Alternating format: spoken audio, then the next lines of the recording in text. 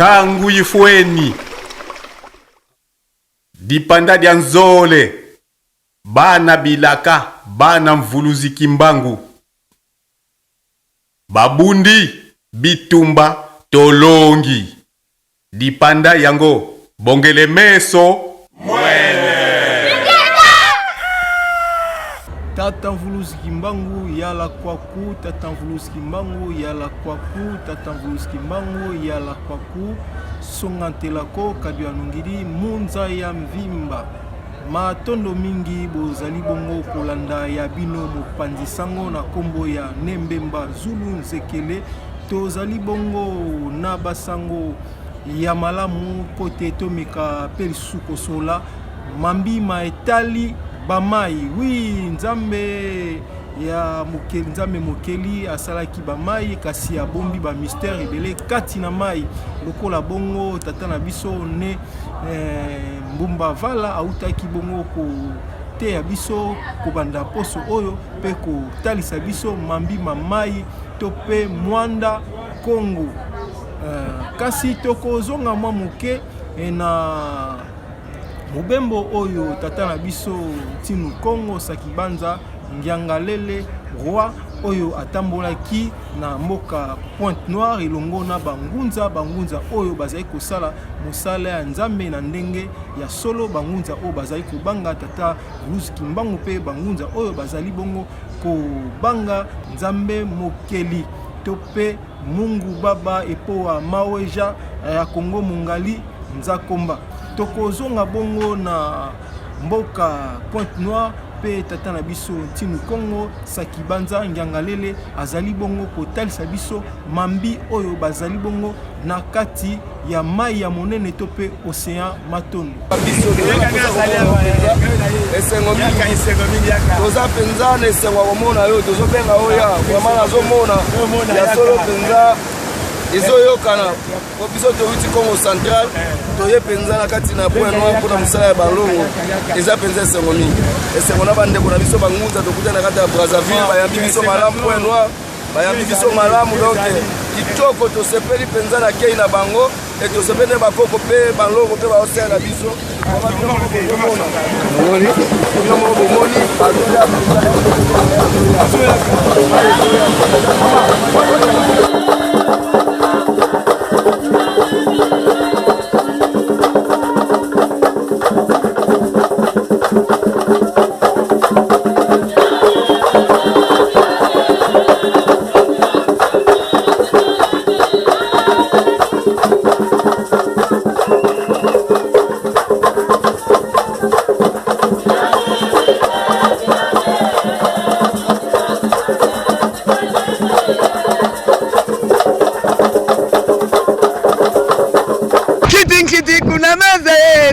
Katumba kiti kuna maze tumba katumba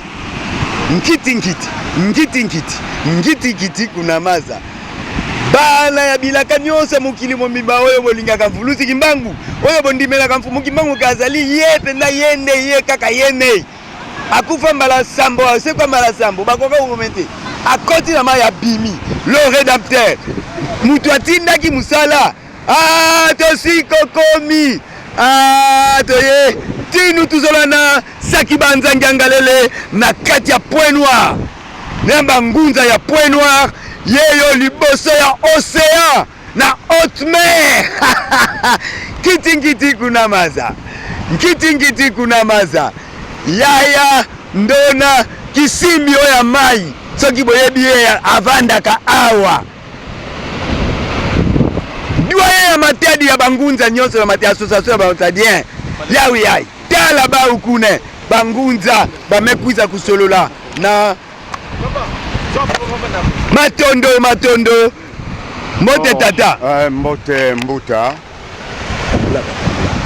awa betokela pengine betokela kitabe betokele na kati na plage ya Pointe Noire kwa kubetokele na maza ya nene ya Imbu kwa kunde betomekwiza deja betokele awa kiese mingi puisque nyonso ina Mfumu Kimbangu ya tunguna tubaka na kati na Bilaka na yeto bansilulu ya uyaike na kulungana kama malembe beto mekuiza na yandi mosi tata ntinu betokele na kati na plage ya kele kiese mingi puisque ya kele mambo ya bilaka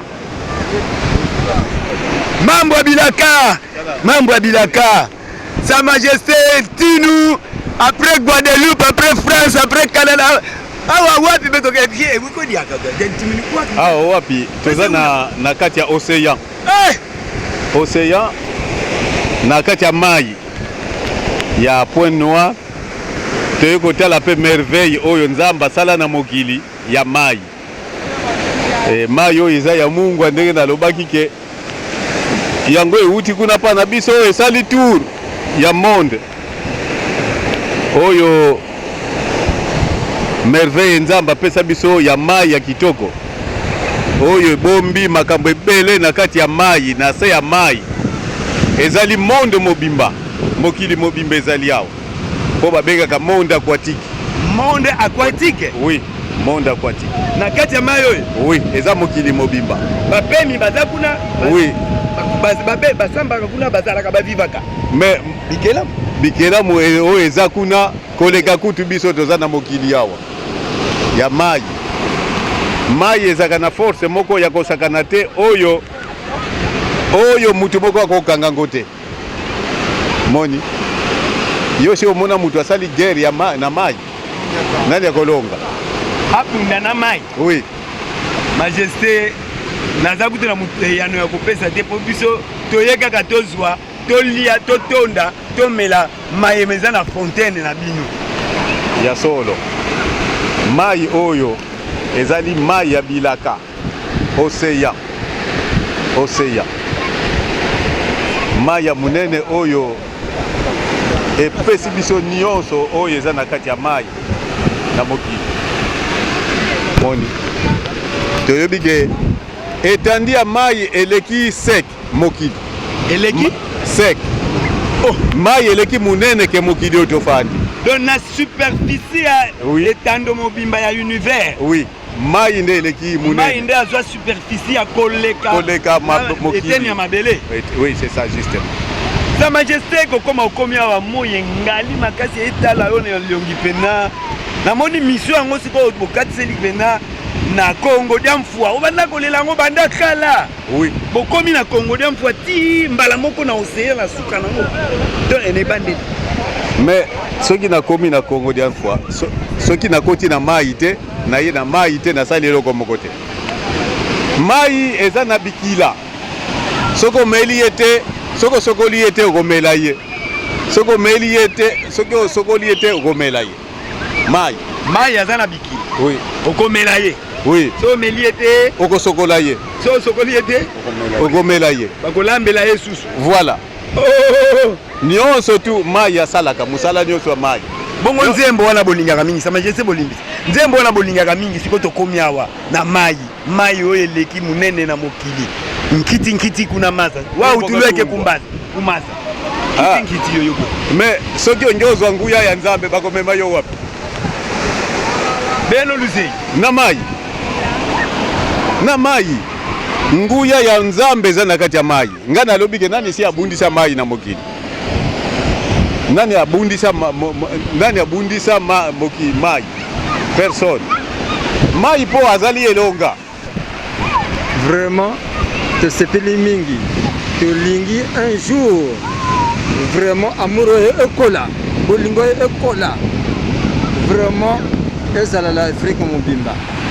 Bango bayaka, biso beto ko kende pa na bino kuna. Vraiment, to kangana ka to zalaka moto moko. Akacha mokili. C'est pas tout le monde qui commence la chose. Mais la chose commence d'abord une seule, parfois deux personnes seulement. La société peut commencer par deux personnes. Après la finalité, maintenant tu verras que maintenant, ça devient une grande société et beaucoup de gens qui vont se solliciter et beaucoup de gens qui vont se grimper et ça sera extraordinaire pour la gloire de Dieu. Sa Majesté, Diambu Yakson Dansisi, Dimone Genediat. Utusisi di wele fidami kantama ko maza kama gele kuizanga ko wele sala diambu di musivana beno ko Lusei ngadi diambu le sala bana ye yani mbu ofidi di maza kakutini niko nkia mambo mo maswemi mabomba minini wana no ngai naye komona il faut sinsu ya passage ya ngizu la mono yengendo la mono mu maza kifete kala parce que enzambi alobi boye l'esprit de Dieu s'est mouvé au-dessus des eaux. Nguya ya nzambe nyonso tu ezalaka likolo ya mai na kati ya mai, likolo ya mai na kati ya mai. Ezali vibration na yekozwa entre contact ya ngai na bakoko na biso na monde aquatique o ezali monde ya mai. Yango nalobaki ke nkawa etikali te nkawa pe akei akoti susu na makambo. Mais nkawu nde ngai moko. Ambo? Oui. Nkawu ye mutu azako ezali ngai moko oyo nkawu nakoti kango te soki ye azali guide nanga. Nkawu ebungi sa majesté. Nkawu ebungi emona na sute. Nkawu euti mokili mosusu. Euti mokili mosusu. Ezipa minazelo mbala moko mai aye. Oui. Kasi azongisi linga yango. Fo asanza. Oh mbala mosusu lisusu nkawu ekoti su na mai ya munene. Mai ya munene ekota na matadi na matadi na mbengu mbengu. Mbengu. Oui. Sikoyo awa na océan ya Pointe Noire ya Congo bra ya makoma uya Congo ya voilà. Eza esengo. Sa majesté. Sepeli mingi. Eza mabomba mime na yebe eloko nazo sala. Obandaki koya tangu tozoya ovandi ozoloba mingi te mais très concentré ata mbongo yango kombe basengi likambo wana ekokisa makaka nzoka nde ozalaki na mwa likambo na yo na mutema sikoyo posa ozalaki nango oyo okatiselaki etikali mwa ndambu po ekokisama nyonso to esi ekokisami to bonewe to ekokisami posa oyo na ye nanga mpo nga moko na ye komitika awa na bakoko bazali awa mais etikali na bato ya mokili tosolola mwa moke nasilisa oyo nga naza nango soki na sololi na bango nde posa na ngai nde kokisama. Sa majesté totondi bino tomoni mpenza ke ozalaka na makambo biso toyebaka te olobaka nyonso te. Touti kolanda lolenge tata na biso Timu Kongo Sakibanza Ngiangalele auti kotalisa biso mambima mai po ete kati na mai ezali mokili mobimba oyo eleki bongo mabele kati na mai makambo mazali bongo ebele tozali bongo na ba mboka mobimba oyo ezali bongo na kati na mai oyo biso tozali na se ya mabele toyebi te kasi esenge na biso kososolaka ete na kati na mai mambi matali nzambi ezali ebele po ete nzambe mokeli asali makambo ya minene kati na mai matondo mingi kasi tokozonga lisusu na misala oyo ya tata Timu Kongo tuzola na Sakibanza Ngiangalele na mboka Guadeloupe.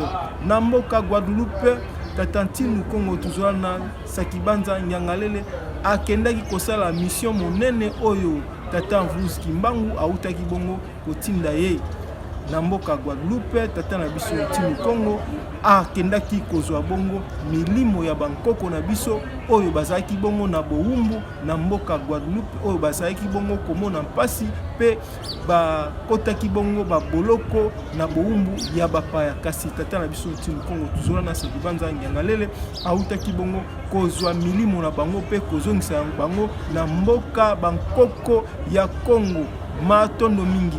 Je suis Jean-Claude Blanche, j'habite donc dans cette commune de Morne-à-l'Eau, en Guadeloupe, et j'ai travaillé sur les Congos qui sont arrivés en Guadeloupe après l'abolition de l'esclavage entre 1857 et 1861. Alors ces personnes qui étaient plutôt jeunes, puisque les planteurs des Antilles ne souhaitaient pas avoir des hommes et des femmes âgés, parce que les personnes qui ont plus de 40 ans ne peuvent pas, selon eux, fournir comment dirais-je, suffisamment d'efforts pour la canne à sucre, et voilà, c'était surtout la canne à sucre.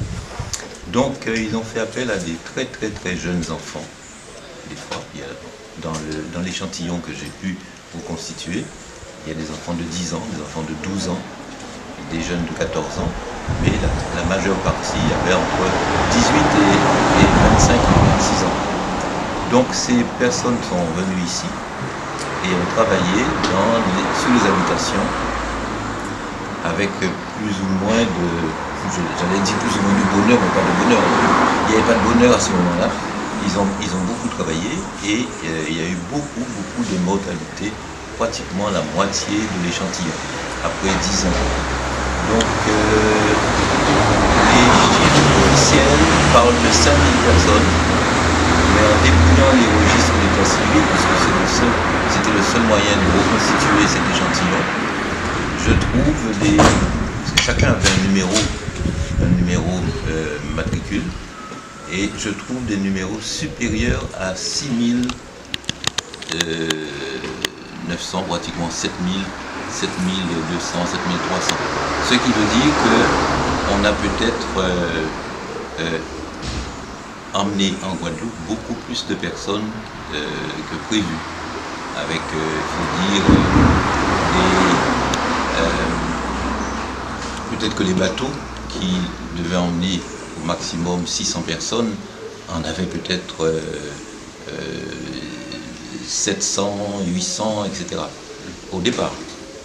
Donc voilà, et j'ai donc suivi cet échantillon de population depuis le départ du Congo jusqu'à la mort du dernier en 1930.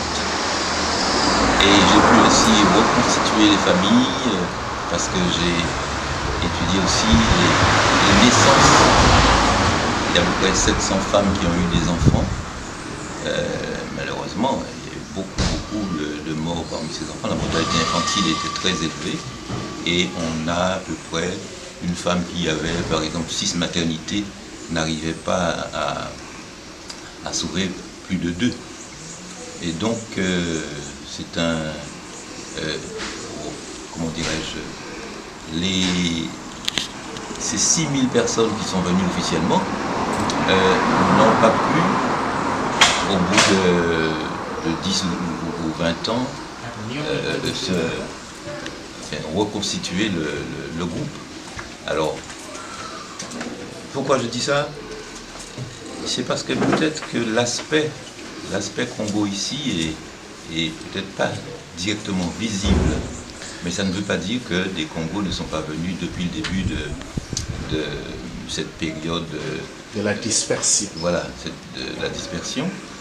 Il faut dire que si, après l'abolition de l'esclavage, sur un échantillon de plus de 7000 personnes, on a au bout de 10 ans 3000 à peu près, et si les femmes qui ont eu des enfants n'ont pas pu en réchapper plus de 2 quand elles avaient accouché au moins 7 fois, ça veut dire que depuis le début de la diaspora, les personnes qui sont venues en Guadeloupe sont mortes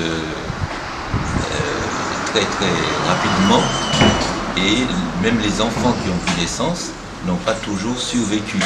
Alors, chaque fois que nous aurons un indice, même s'il est petit, même s'il est mince, il faut le prendre très au sérieux parce que ça constitue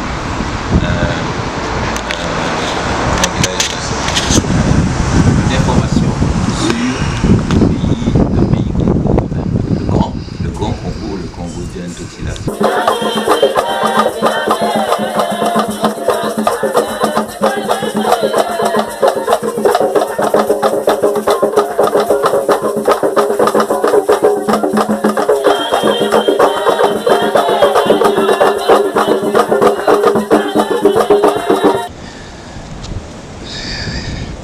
Vous voyez un petit nous Congo, tous les gens qui en train de sortir les esprits de ces cimetières des ancêtres en Guadeloupe.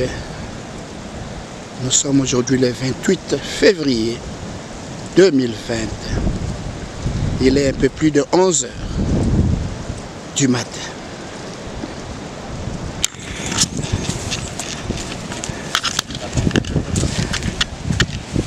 Bakoko, les ancêtres, na bino, leki na bino, koko na bino, na yepa na bino. Moi, votre esclave, votre jeune, je suis venu de très loin pour vous chercher. Aujourd'hui, c'est un grand jour. Je vais rentrer avec vous aujourd'hui. Vous n'êtes plus des esclaves. 400 ans oyo ya mutuya bosali bofandi na sa mabele oyo ekokaki. Vous avez complété les 400 ans de l'esclavage que vous êtes sous cette terre. Aujourd'hui, c'est fini. Mutu mususu akokia kosala ngote nde bozaki kozela ngai.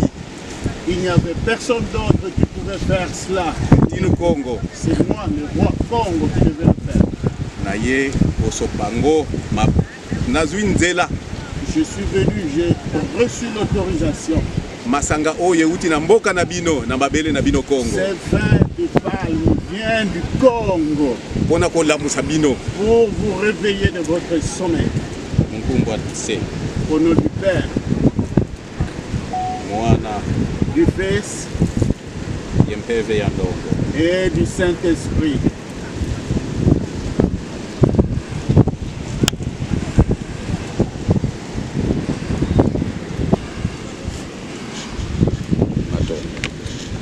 Merci beaucoup.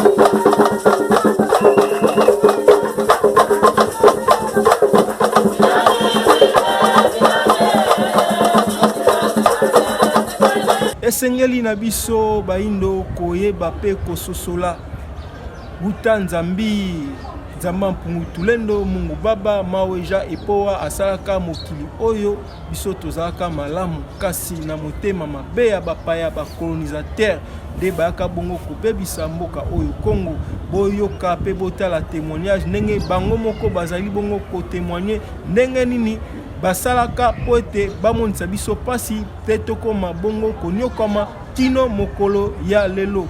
Révérend Père, pasteur et chers compatriotes, soyez les bienvenus dans notre grande patrie du Congo belge.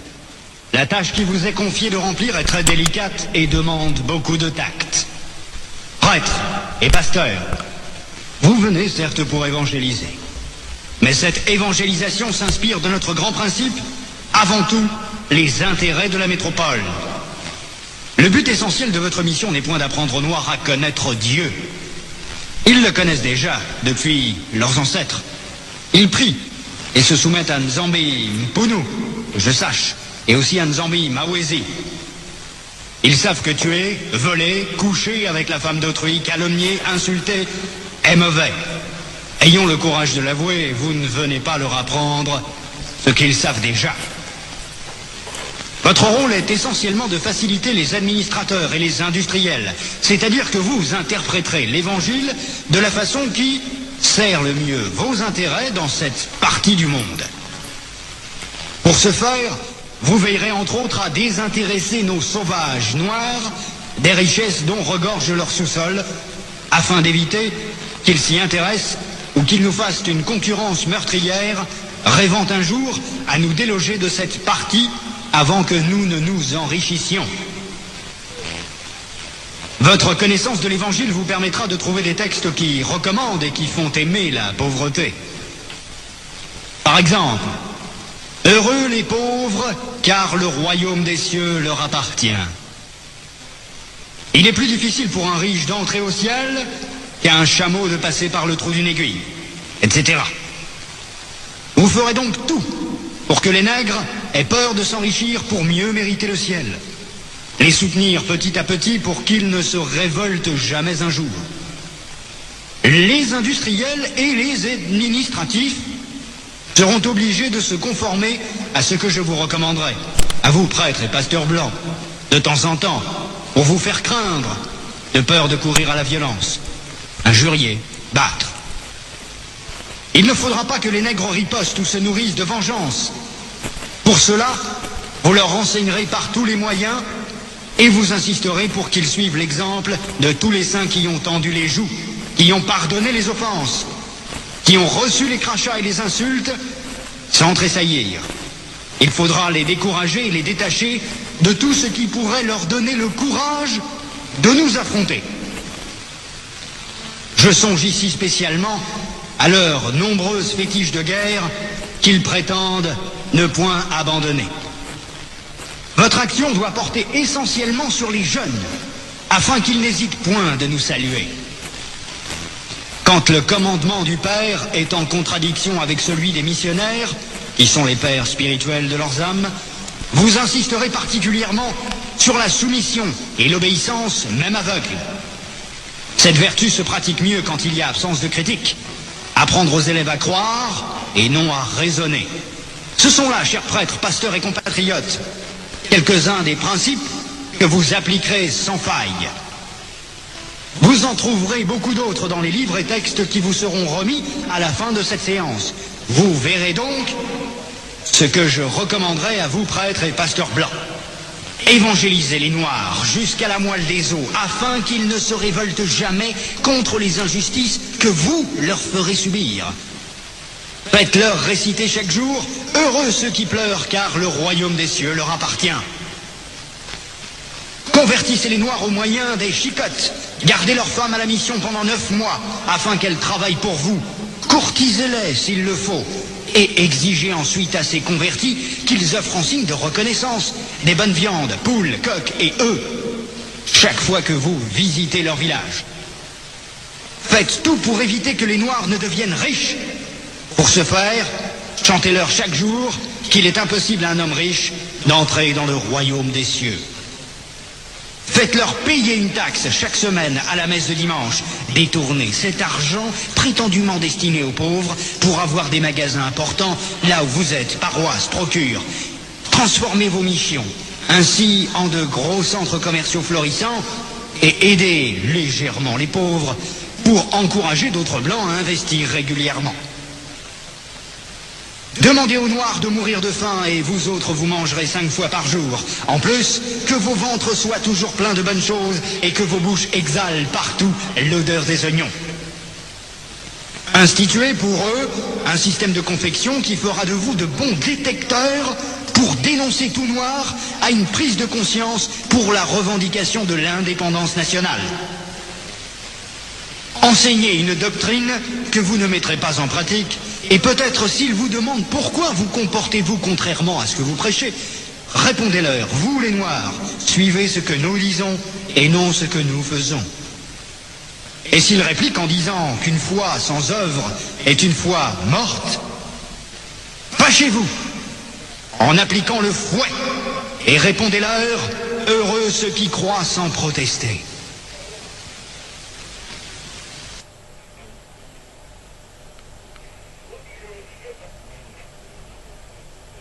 Dites-leur que les statuettes que vous gardez chez vous sont l'œuvre de Satan. Confisquez-les et allez remplir vos musées, ainsi que ceux de Ternérine au Vatican. Faites oublier aux Noirs leurs ancêtres, afin qu'ils adorent les vôtres. Ils ne les écouteront jamais, par exemple, les saintes, la Vierge Marie, Sainte Thérèse, Saint Martin. Faites-leur prier en les mettant à genoux comme pénition. Et obligez-leur à réciter le chapelet 10 fois ou plus. Ne présentez jamais une chaise à un Noir qui vient vous voir. Ne l'invitez jamais. Donnez-lui tout au plus une cigarette. Ne l'invitez jamais à manger avec vous, même s'il égorge pour vous une poule ou un coq, chaque fois que vous arrivez chez lui. Bref, lorsque vous aurez accompli tout cela, notre pays, la Belgique, sera très riche, et c'est plus tard seulement, lorsque les Noirs auront compris que nous essayerons de les aider pour l'amour de Dieu, car on ne réveille pas un chat qui dort. Je vous en remercie vivement, le roi des Belges, Léopold II. Moto moindo esengeli kososola, esengeli kosala éveil ya conscience totelema. Soki otelemi te nani mosusu akobunda mpona ekolo pe mboka oyo ya Congo. esengeli na biso to lamuka, esengeli na biso to fongola miso oyo tobi tango ifweni kukiele miso mafongwama, miso na biso mafongwami, kasi tozali bongo ko telemisa pe baninga mosusu bofongola miso tolanda maema politique te, kasi politique bongo ezali bongo ko bebisa pe ko nyokola mboka ya oyo ya Congo, puisque to pesi nyonso kati na politique tozali ko bima babala ko kolandaka bandeko na biso ba politicien kaka bango moko bazali bongo ko bebisa mboka, bango moko bazali bongo ko partager mboka oyo na bapaya, bango basiko teka mboka oyo na bapaya, bazali bongo ko kabola mabele ya Congo epai ya bankumu to pe epai na bangunza oyo bazali kolanda bongo maema politique ezali bongo pasi tozonga na bonzambe na biso ya bokoko, tosangana tosala force, tosala kintwadi yango nde tokolonga na kombo ya Nzamba Mpungutulendo, na kombo ya Mvuluzi Kimbangu ya Tungunwa nde azosenga biso kintwadi. Tata na biso Ntinu Kongo ayaki kati na mabele mu Afrika na mboka Congo po ete asangisa bankumu na bangunza, kasi bankumu na bangunza bazali bongo ko sosola vraiment malamu te, bazali bongo koyeba mission ya tata na biso Ntinu Kongo te, kasi bangunza o bazali bongo na conscience, o bazali bongo na bososoli nde bawana bazali na kosangana pe na kosala mosala moko na tata na biso Ntinu Kongo Sakibanza Ngiangaleli. Ezali bongo mpasi komona bangunza oyo bazali kozwa ba photo ya tata Ntinu pe ko publia kango na ba biloko oyo bazali kosala pote basala ba base. Ezali bongo mpasi pamba te biso bana bilaka totelemi fimbo ya kekele ekozela bino pote matoi ya zoba esengeli na kobenda, masoko ya zoba esengeli ebeta mafimbu, moto ya zoba esengeli ezwa egogo to pe bigogo, kasi oyo ya maele asila koyoka oyo ya zoba ayeba bongo kozala bongo sala kotika te, soki ozali kosala mabe sala kotika te, soki ozali kosala malamu sala pe kotika te, kasi oyo nyonso bazali bongo matoi mangongi bako continuer kosala buzoba na kombo ya Ntinu Kongo, boyeba ete biso bana bilaka tobi ete fimbo ya kekele oyo babetaka Mvuluzi Kimbangu 120 fouet ezali kozela bino. Oyo nyonso ebandaka na esengo esukaka pe na esengo, moto ya zoba bapesaka ye kwanga ya pamba po ete azanga bilei ya kolia na yango, ezalaki bongo ya bino ndeko Nembemba Zulu Nzekele oyo azali bongo mopanzi sango na bana bilaka de la diaspora Matondo Ingeta. Tangu ifweni dipanda dia nzole bana bilaka bana Mvuluzi Kimbangu babundi bitumba tolongi dipanda yango bongele meso mwele.